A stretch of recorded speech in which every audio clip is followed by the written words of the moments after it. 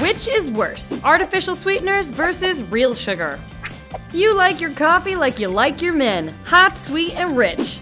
Artificial sweeteners don't add calories like real sugar, but even as your waistline says, you go girl, your mind says, is this too good to be true?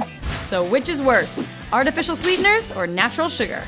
Well, neither is horrible in moderation. While there's no conclusive human research showing artificial sweeteners cause major health issues, downing them frequently has been associated with weight gain. Huh? That's like wearing high heels that make you look shorter. So what causes the increase in pounds? Psychology. Thanks, brain.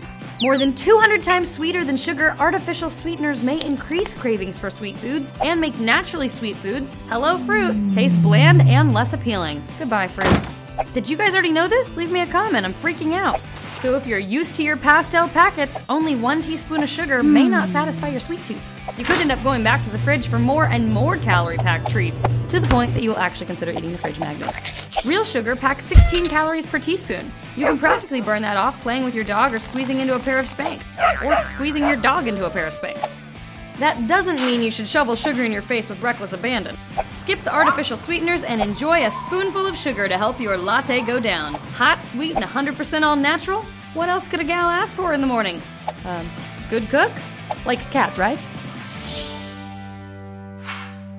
Did that just blow your mind? Comment below or tweet us @selfmagazine, #whichisworse.